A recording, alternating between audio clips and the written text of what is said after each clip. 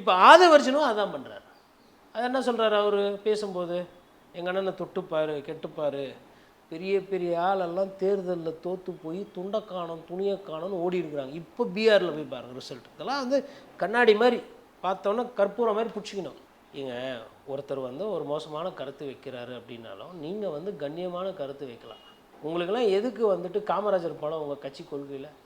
காமராஜர் இப்படி தான் பேசிட்டு தெரிஞ்சார். என்றைக்குன்னா ஒரு நாள் அவர் எங்கள் ஐயாவை சொன்னாங்க, நம்ம தாத்தாவை சொன்னாங்க, கருப்பு கலரில் மாடு மாதிரி இருக்கிறாரு, அவர் அதை பண்ணார் இதை பண்ணார், அவர் ரொம்ப அநாகரிகமாலாம் பேசியிருக்கிறாங்க காமராஜரை.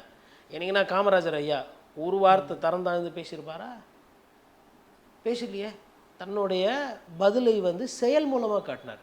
நீங்கள் என்ன பண்ணியிருக்கணும்? கோவம் வருதில்ல, ஒரு நடைபயணம், இல்லை வந்து ஒரு ஒரு ஒரு பேரணி, இல்லை ஒரு கருப்பு ஒரு பேட்ஜ் அணிஞ்சு ஒரு ஒரு போராட்டம், அப்படி எவ்வளோ வழிவகை இருக்குது. மைக் எடுத்து ஏடா கூடமாக வாய்க்கு வந்தது பேசுகிறதுலாம் பெரிய சாதனையாக அது. டீ கடையில் ஒருத்தன் போதையில் உட்காந்துருப்பான், அவங்ககிட்ட கூட போய் மைக்கு கொடுத்தீங்கன்னா கச்சா மூச்சான்னு அசிங்கமாக பேசுவான். இதெல்லாம் ஒரு சொல்லாடலாம். இதெல்லாம் வந்து ஒரு இதனால் எதனா வாக்குகள் கூடுமா? அருவறுப்பு தான் கூடும். அப்போ நீங்கள் வந்து விஜயை வந்து பலப்படுத்துகிறேன்னு சொல்லிட்டு நீங்கள் பலவீனப்படுத்திட்டீங்க. என்னைக்கு வந்து உங்கள் நிர்மல்குமார் காவல்துறையிலேருந்து ஃபோன் பண்ணியிருக்கிறாங்க, நான் அங்கே இல்லை நான் கிளம்பிட்டேன்னு சொல்லியிருக்கிறாரு.